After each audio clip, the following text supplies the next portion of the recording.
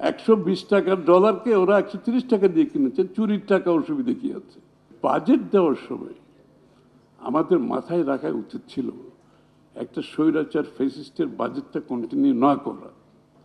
বাংলাদেশ থেকে money laundering বন্ধ হয়ে গেছে, কারণ ওরা তো সবাই পালিয়ে গেছে।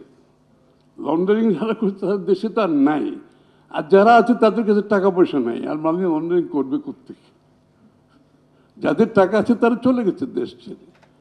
সুতরাং মানি লন্ডারিং বন্ধ হওয়ার সাথে সাথে রেমিটেন্সের বাড়তে থাকবে। কারণ মানি লন্ডারিং কীভাবে হয়? ওই যে আমাদের বিদেশে যারা টাকা আর্ন করে ওদের টাকাগুলো ওরা এখানে ইউজ করেছে, ওরা দেশে টাকা পাঠাতে হয় নাই। 120 টাকার ডলারকে ওরা 130 টাকা দিয়ে কিনেছে, চুরির টাকা অসুবিধা কি আছে? সুতরাং তার জন্য যে বিদেশে রেমিটেন্স দেশে পাঠাতো, সেই রেমিটেন্স না পাঠিয়ে এই লন্ডারদেরকে দিয়ে সে 10 টাকা বেশি পাচ্ছে। তো যে মুহূর্তে তারা পালিয়ে গেছে আর মানি লন্ডারিং বন্ধ হয়ে গেছে, অটোমেটিক্যালি রেমিটেন্স বেড়ে গেছে। এটা আমাদেরকে রিজার্ভকে হেল্প করতেছে।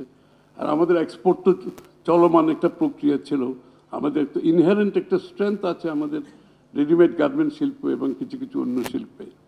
আমাদের গুড এন্টারপ্রেনারশিপ আছে বাংলাদেশে, এটা তো বলতে হবে। তো সুতরাং ওই রিকভারিটা আমাদেরকে হেল্প করেছে, একদিকে এক্সপোর্ট কন্টিনিউ করেছে আর মানি লন্ডারিং বন্ধ হওয়ার কারণে রেমিটেন্স বেড়ে গেছে, সেটা আমাদের ইকোনমিতে হেল্প করছে, রিজার্ভে হেল্প করছে।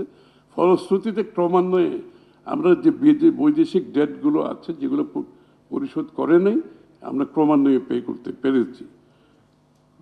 কিন্তু একটা জায়গায় আমি বলবো, এটা ক্রিটিসিজম না, এটা আমি বলছি যে বাজেট দেওয়ার সময় আমাদের মাথায় রাখা উচিত ছিল একটা স্বৈরাচার ফ্যাসিস্টের বাজেটটা কন্টিনিউ না করা।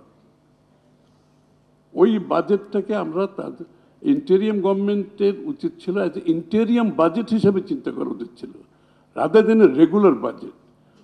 এবং স্বৈরাচারের সেই বাজেটটা কন্টিনিউ করাতে যেটা হয়েছে, আপনারা অনেকেই বলেছেন ওইখানে, যে আমরা আমাদের সোশ্যাল সেক্টরের প্রায়োরিটিসগুলো দিতে পারিনি।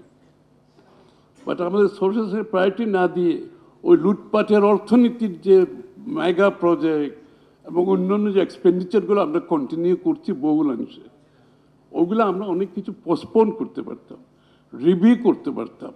ওগুলো অনেকটা আমরা আমরা আমরা আমরা ওইটাকে রিস্কেজুয়াল করতে পারতাম। কিন্তু আমরা সেটা না করে আবার আগের বাজেটটা কন্টিনিউ করছি। আমার মনে হয় এই জায়গাটায় বোধহয় আমাদের ভুল হয়েছে, সেটা আমরা না করলেও পারতাম।